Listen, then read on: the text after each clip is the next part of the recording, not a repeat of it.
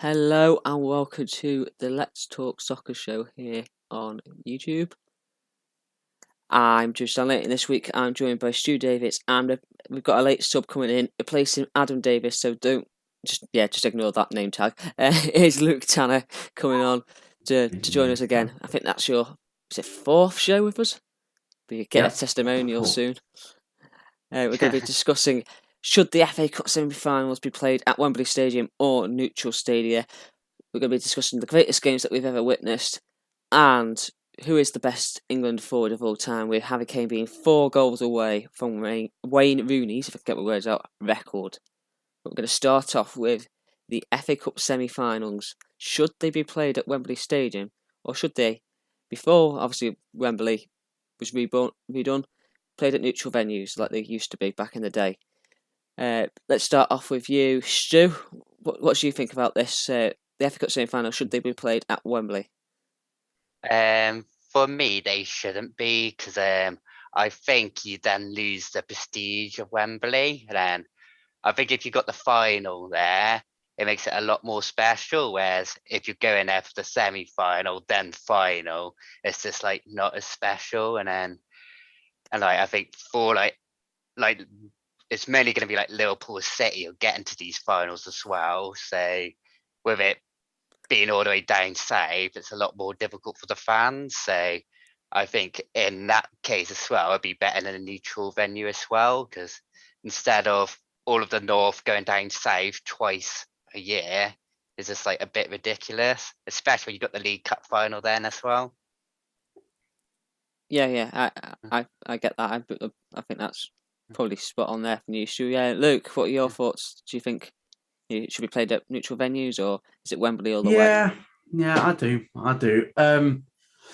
I think we know why it's played at Wembley. Money. They've got to pay off that stadium somehow. And having more games at Wembley is one way to pay it off. But yeah, as you said, it loses that prestige. Like, you play Wembley once in a lifetime, but like Liverpool will be playing there twice, possibly 3 times. Then you get all the England games, and then like playing at Wembley isn't a privilege anymore.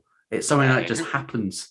Really, it just, like, look when Spurs played there for the Premier League. It just wasn't special. It's not special. I think Wembley's lost that appeal as the finals at Wembley. But like but it's got the semis of the FA Cup at Wembley. You don't see it in the League Cup. The League Cup semis aren't played at Wembley. So it's just another money grab, isn't it? It's just another, let's get more money. Let's fleece fans of even more money.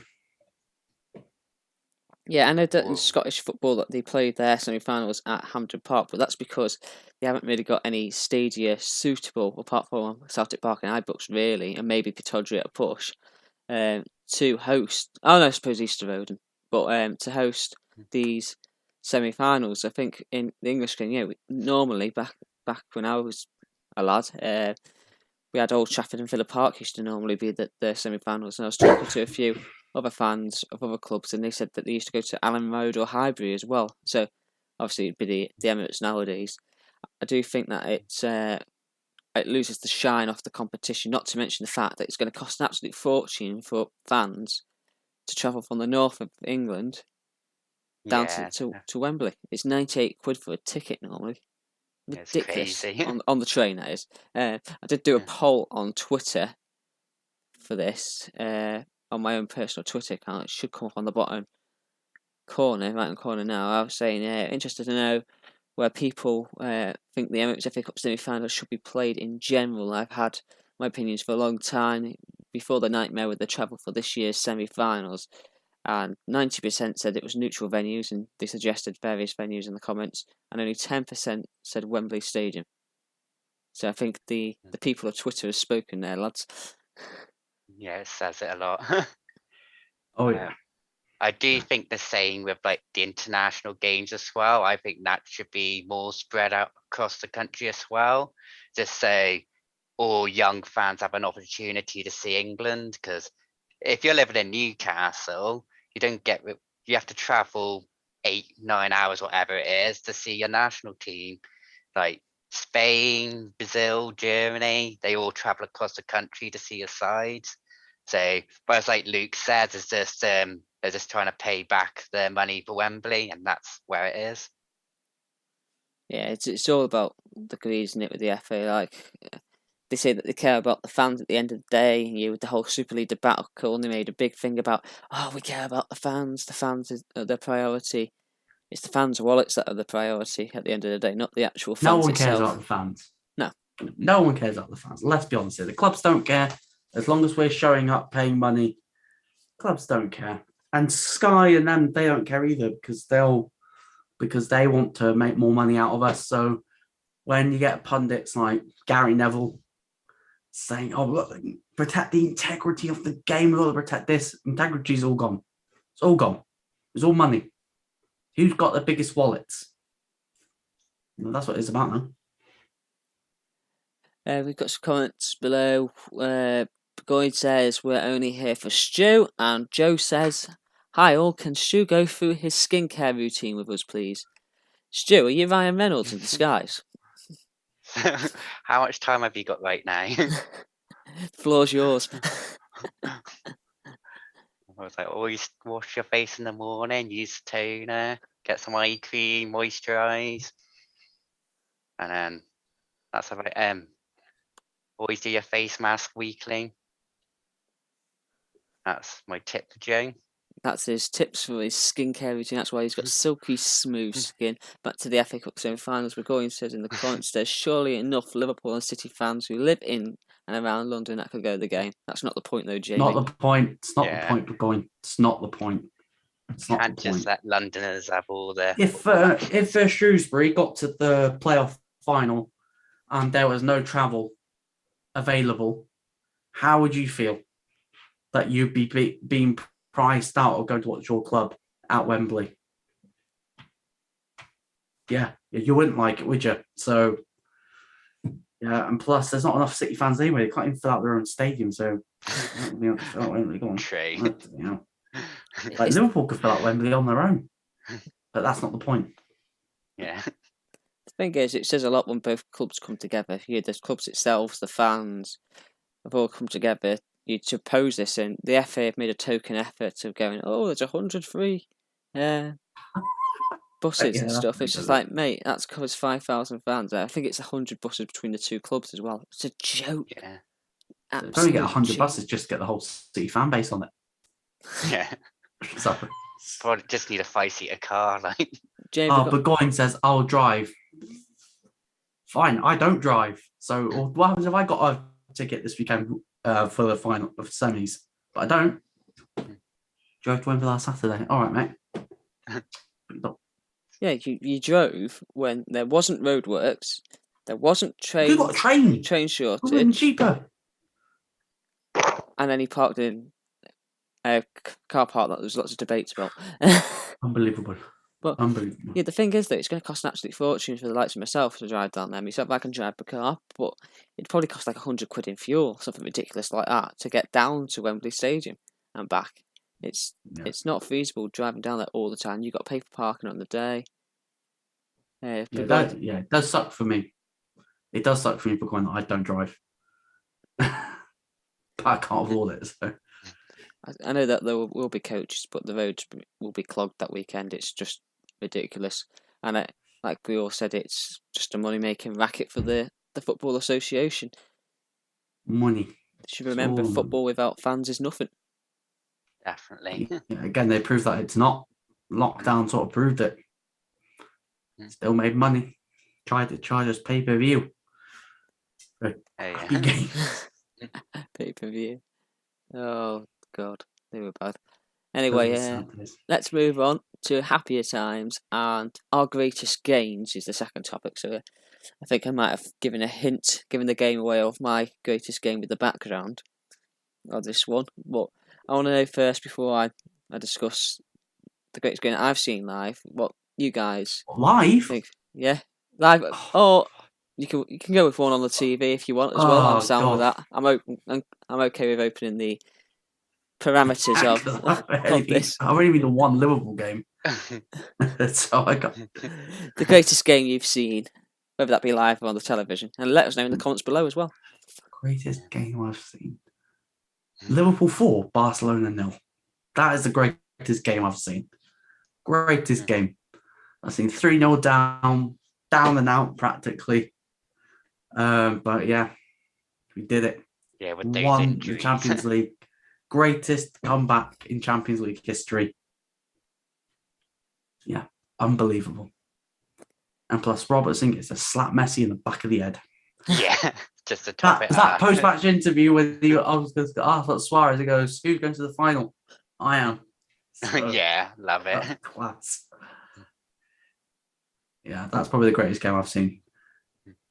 The guy said, going back to the Wembley thing, he was saying if you filled your car up £100 between 5 people, it's Just 20 go quid on, each, but just that doesn't quickly. matter, mate. It's cost, mate, and mileage on your vehicle. Anyway, back to the greatest game. Stu, obviously, you support Liverpool, and Shrewsbury's your local team as well, so you support them as well. What's the greatest games that you've seen live? For me, it's got to be Liverpool Dortmund, just because it's like my dream ending. But I've always had a soft spot for Dortmund as well. So it's just like, yeah, both fans thinking you'll never walk alone at the start, which is like the perfect way to like start it. And then, yeah, like Dortmund went 2-0 ahead. So then you're like thinking, oh, this is it, we're done. And then Origi comes and scores. And then, is it Marco? Because Marco Reus was like one of my favourite players. And then he ended up scoring 3-1. Like when you think you're back in the game and then Royce scores, you're like, oh, we're done again. And then like obviously Sacco scored, and then you just have that ending where James Milner gets the ball, cross it in, and Lovren just heads it, and then comes up with the greatest celebration of all time as well. So just don't think you can like beat that at all. The greatest game I saw live, obviously, was Liverpool for Barcelona. And they were like, Luke, being in the stadium that night, there's just a weird, not weird, but like there's a sense in the air that something big was going to happen. It was a cold, crisp May evening, and you could just hear the fans outside. There was pyros going off. The buses were greeted. I just sensed that something was going to happen that evening. The players come out before the game even kicked off. There was just a chorus of boos as Suarez stood over the ball to kick the game off. I couldn't actually hear my mate next to me. It was that loud. He was stood right next to me, his mouth right to my ear, talking to me. I couldn't hear a word that he was saying. And then obviously 6 minutes in, Origi scores. Very nervy game. Robbo slaps Messi around the back of the head as well, which is quite funny. Yeah. And then obviously second half, Wijnaldum comes on for Robbo because Robbo was injured, and he scores 2. And then that corner taken quickly, I nearly missed it. It was taken that quick, I nearly missed it. It was unreal.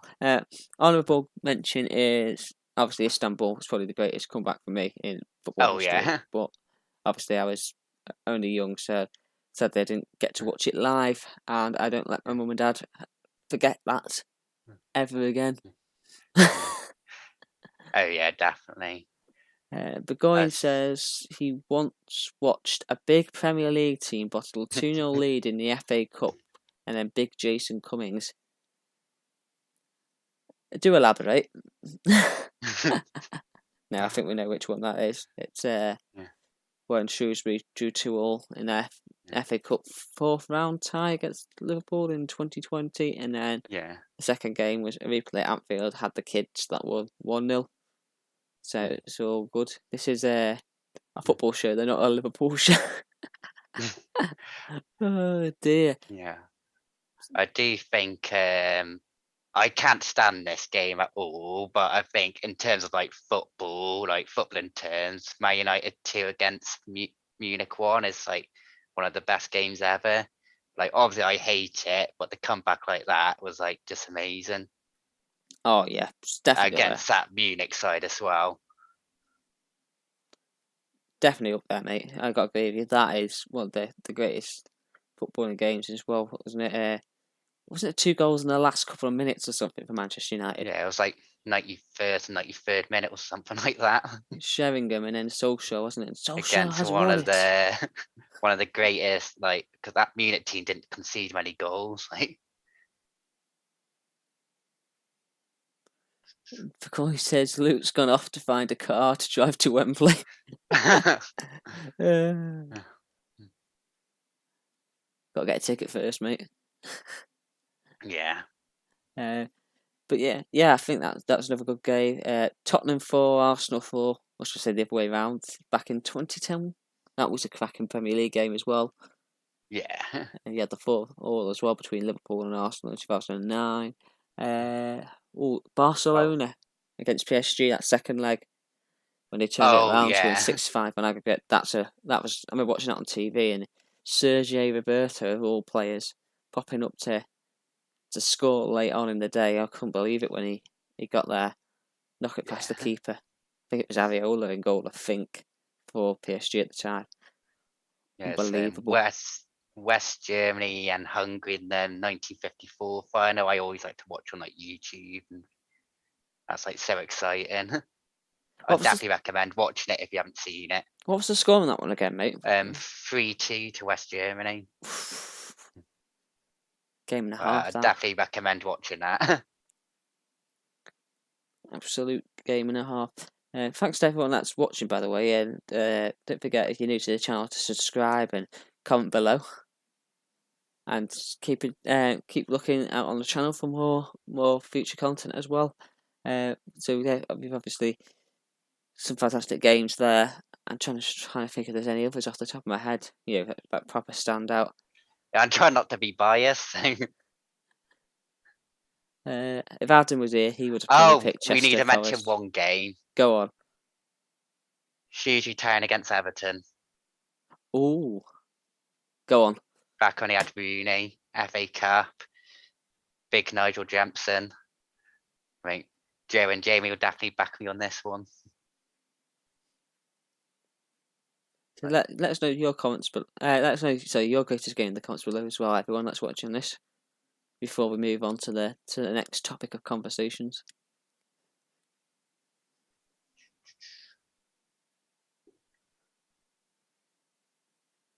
But yeah, football, the beautiful game, it never ceases to amaze. Burgoyne says, yes, big Nigel Jempson. Is that the one at Goodison Park? Or was that when they went to at the game meadow? At the game meadow, was it? What happened to the game meadow? What did that become? I think it's where the college, it's where because it's like Wakeman schools there, so I don't know if it just expanded that. Jamie probably knows more than me what they've done there. Gemma and Rooney's shirts are in the Arthur Rowley from that game. There we go. That's an interesting fact. Fun fact, actually, about Football League. It's not Port Vale, are the only Football League club to have beaten every side in a in a league game. From the 92. Joe Crosby says it's a housing estate now. There we go. So it's a bit like the Den, where it's become a housing estate. Well, it's a great gated community. So there we go. We're back. And we've got Luke back here. And Luke's back. He's back just in time for the last topic of conversation, which will be... Big drum roll, please. England's greatest forwards. Who is the greatest forward that's played for the England national team? Obviously, I see lots of shouts across the social media world and sports media world saying that Harry Kane is the greatest forward to play for England, and that will be proven when he beats Rooney's record when he gets 4 more goals for the national team. I myself put the poll in the comments section today. Greatest England forward, you've got Kane, Rooney, Shearer, Lineker, or comment below if there is another player that you think should have been in there. Stu shouted to me saying about Roger Hunt should have been put in there, which isn't a bad shout. Or you've got Sir Jeff as well, haven't you? Yeah. Burgoyne says Joe Hart. I don't think so. Greatest England forward. It brings me back, actually, your comment, Burgoyne, just now, to Joe's comment before, saying, isn't it great that he's got where are we? Let me read it word for word. Where are you, Joe? I like how Jamie has a little spanner by his name to remind us all that he is a tool. It's funny because it's true. Because hey, you took the words right out of my mouth there. You took the words right out of my mouth, to quote Meatloaf. So we've got, on the poll so far, Kane has 17%, Rooney has 33%, Shearer has 50%, and nobody likes Gary Lineker. That's because he's a prat. That's because he munches on crisps. But England forwards. Who are the greatest England forwards? There's plenty of that have played for England down the years, not even on the list. Obviously, Charlton was England's record scorer, and Rooney beat that record, and Kane looks set to beat that record soon. So lads, I don't know who wants to take this one first. England's greatest forwards. That's a tough one. Think about that list. No one's won a tournament in that list. It's really, really tough because I've slated Harry Kane like a lot. I think he's got he just reeks of a loser. But I don't know. They're all much of a muchness. If to be honest, good goal scoring records that they turn up in tournaments. I know Kane got the Golden Boot at the World Cup in 2018 and did all right at the Euros, but big games hasn't really turned up. So I don't know. Probably Bobby Charlton because he actually won the thing. Yeah. He actually won the trophy. I think it's hard to look past it when they've actually won the World Cup. Yeah. If you think about it, like even Sir Jeff Hurst should be on that list because he scored a hat trick in the final. Like he won the bugger. Like he won it. Yeah. So Kane will break the goal scoring record. But yeah, I got nothing really to say really because they've all had I won't say glittering England careers, but some have had better than others. But some have underperformed. Like when you look at Rooney probably underperformed with England. Like, if he was managed properly, then he probably wouldn't have gone to a couple of tournaments because he was injured. But, most of them have underwhelmed. Yeah, most of them have underwhelmed, really. So, I'll go Bobby Charlton, even though he's not even on the list. Yeah. He won it. Stu, what about you? On the poll, I clicked on Wayne Rooney, which really, really hurt doing that. But I don't know about yourself, whether... Is anyone you're thinking? So when you said to me before the first people who popped to my mind is Bobby Charlton and Roger Hunt, and that's mainly because of the 1966 World Cup. And and another thing with Bobby Charlton is he won the Ballon d'Or, which is but then you could say McLaren won it, which throws my argument out the window. But at least Bobby Charlton actually won a World Cup. But on that list, I'd agree with you with Rooney because I think he just seemed to be able to do everything for England. Whereas Lineker, Shearer, Kane, you mainly see as just proper goal scorers. Whereas you can see Rooney popping up with an assist is he's got more of an all round game. But if I wanted someone to vary a chance there, I think I would go with Harry Kane. Overall, I'm definitely going Rooney on your poll anyway. I found a list of goal scorers for England, so there's various players on here from various positions. Got Beckham got 17 goals, George Campbell got 18, Dixie Dean got 18 as well, as Hayes as well, and Hunt. Sterling's on 19, I think, unless the goal the other night wasn't counted on this list. JD, Jermaine Defoe, recently retired. What a player he was. 20 goals. Martin Peters got 20 as well. Stevie G, 21 goals. Keegan, 21 goals. I'm just going to skip forward to a few of them. Crouchy with 22. Mortensen got 23. Jeff Hurst got 24. Robson, 26. Platt, 27. There's quite a few bigger names on here. Vivian Woodford, 29. Lampard, 29. Tom Finney, 30 goals. Shearer, 30. Lofthouse, 30. Owen with 40. Greaves, 44. Lineker, 48. Kane sits on 49. You got Bobby Charlton on 49 as well. and Wayne Rooney with 53 at the top of the list at the moment. What was Heskey on? I'm not sure he wasn't on the list. Disgrace. I can have a look for you. Big Emil.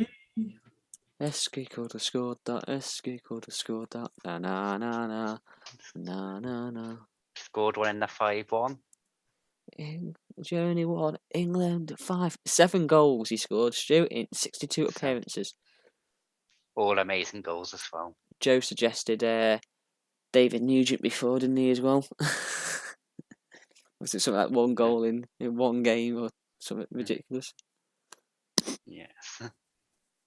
Yeah, sticking on the England theme, because obviously greatest goal scorers, we seem to all agree on the same people.